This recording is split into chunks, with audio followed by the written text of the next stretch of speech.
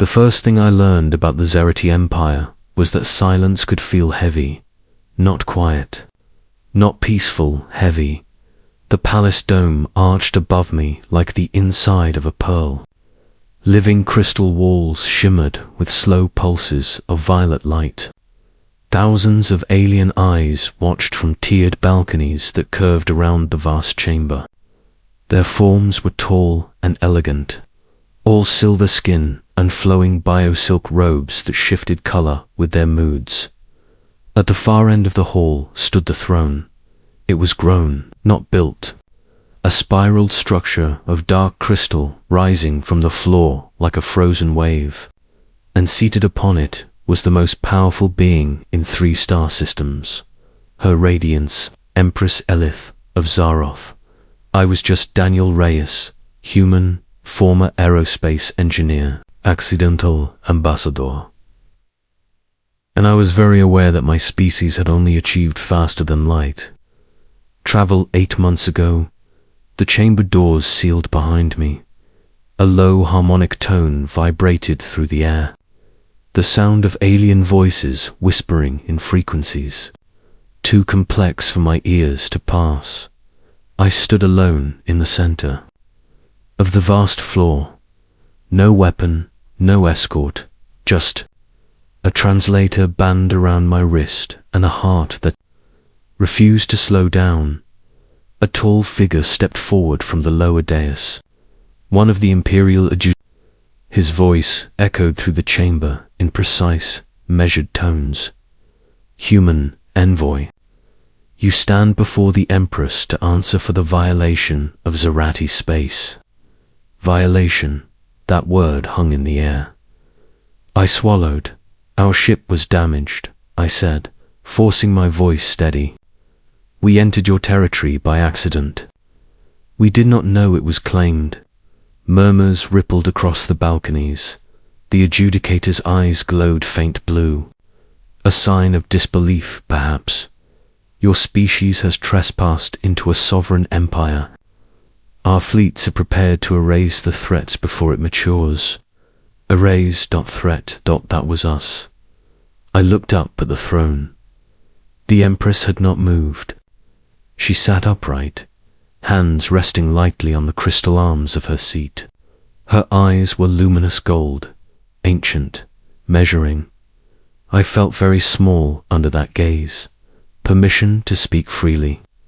I said, a pause. Then her voice came. It was not loud. It did not need to be. Granted. The single word silenced the entire palace. I drew in a breath. You see us as a threat because we are new. Because we are fast. Because we are unpredictable. No one interrupted. That is fair. We are all those things. A flicker of color passed through the robes of the nearest nobles. But we are also curious, cooperative, and very good at surviving things we should not survive. I thought of Earth, of wars, of disasters, of rebuilding again, and again you call us a threat.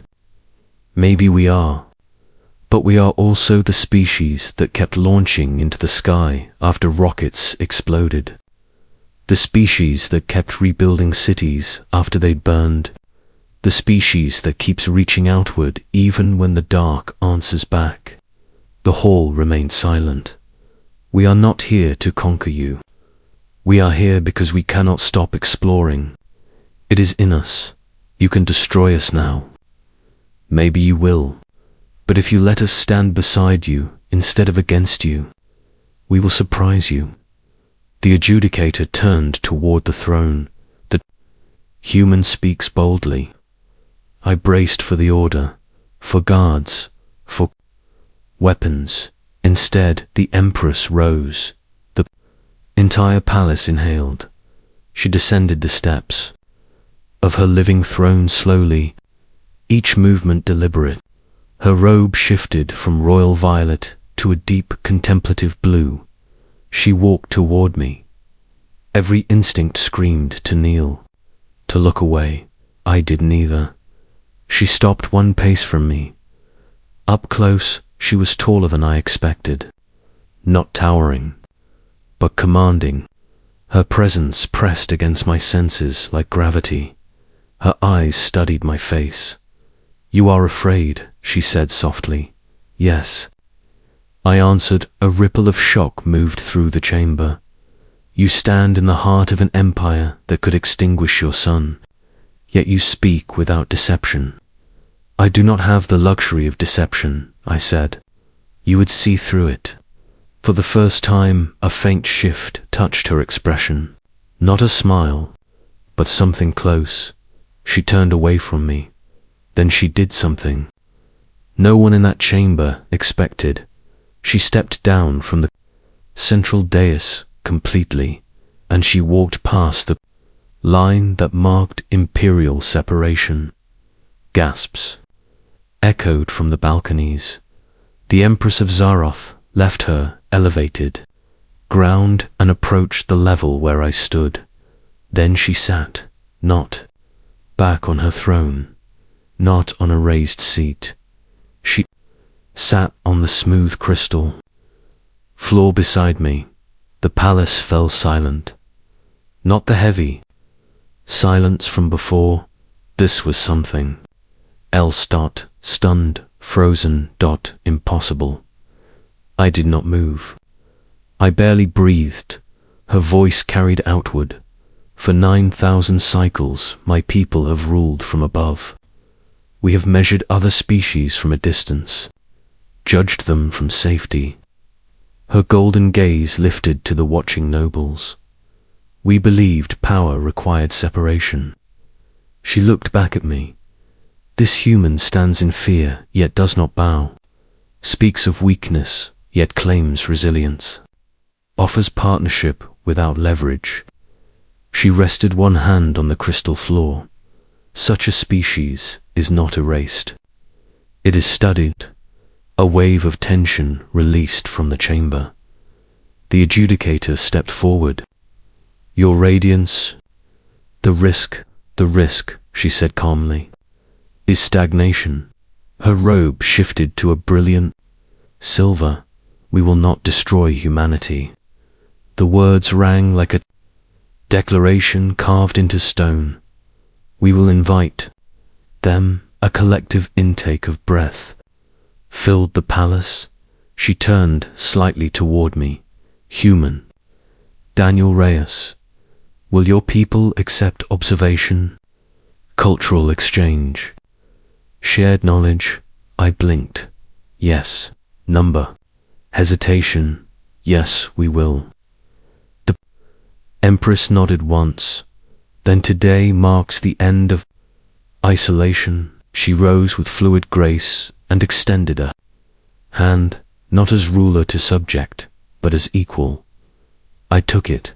Her skin was cool, smooth like polished metal. The chamber erupted. Not in protest, in resonance. A harmonic sound built from thousands of voices layered together. Not anger, not fear, or... The Empress returned to her throne, but something had shifted. The distance felt smaller now. I was escorted from the chamber not as a prisoner, but as a guest. Hours later, I stood on a balcony overlooking the alien capital. Towers of living crystal stretched into a violet sky. Ships drifted between platforms like luminous fish. A soft presence joined me. The Empress, no guards, no record exists. She said quietly, of a Zarati ruler descending to the level of a foreign envoy. Was it difficult? I asked. To break tradition, yes. She studied the skyline. But your species fascinates me. You endure chaos. You thrive in instability. We have grown efficient, ordered, predictable. She looked at me. You were dangerous. I smiled faintly. We get that a lot. Another almost smile touched her expression. Perhaps, she said, danger is what we require. I looked out over the alien the world and felt something shift inside. Me. 8 months ago, we were alone. Today, an ancient empire had chosen curiosity over fear. Your palace went silent, I said. When you sat beside me, she nodded. Silence is the sound of history changing. Far above us, a Zero-T cruiser ignited its engines and arced into the sky, not toward Earth in war, but toward it in welcome. Humanity had stepped into a wider universe, and instead of kneeling, we had been invited to sit beside a throne. Asterisk.